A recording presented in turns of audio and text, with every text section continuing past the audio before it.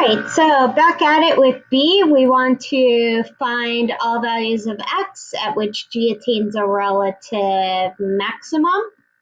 So relative maximums, relative minimums, and neither of those all relate to critical points. So critical points are where the derivative equals 0 or does not exist. So we're going to do g prime. We're going to do our little bar chart. And g prime, this is a graph of g prime, it equals 0 here, here, and here. So g prime, and now remember it has endpoints, so I'm going to specifically kind of remind myself if I'm doing bounds or anything like that, don't go past those. All right, so it's at -4, at 1, and at 3. All right, so in between -5 and -4, it's below the x-axis, so that's going to be a negative. Then in between -4 and 1, it's above the x-axis, so that's going to be positive. Then in between 1 and 3, it's above the x-axis, so once again, that's positive.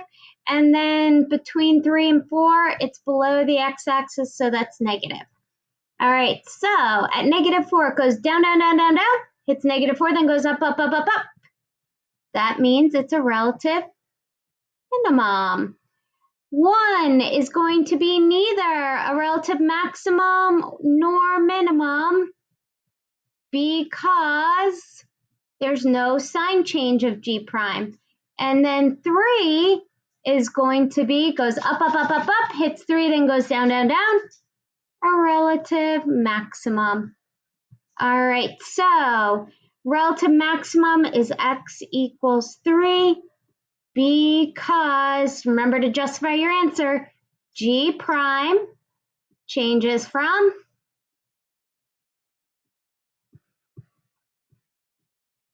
positive to negative at x equals 3. All right, so the next one, absolute, which is different than relative. Absolute. Absolute means we are checking two things. Those two things that we are checking are CPs and EPs. All right, so the two EPs are -5 and 4. So my EPs are, I'm scroll down a little bit, -5 and 4. And then my CPs, well, because this is the minimum, really the only CP I need to check is this is neither, this is a relative max, so it's not going to be a minimum, is -4. So the CP, the only one that I need to check is -4. All right, so now we need the y values, we need the g values of all these. So we are going to need to do g of -5, g of 4, and g of -4. All right, so if you look back up here, this is the defined g, so we have to use that. So it's going to be the integral from -3 to -5 of f of t dt. Then we have the integral from -3 to 4 of f of t dt.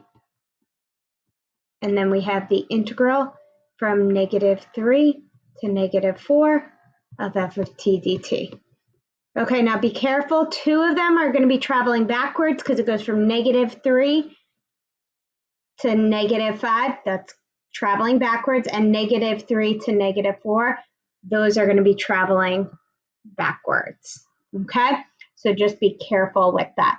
All right, so I'll update those y values and we can continue on with that in the next one.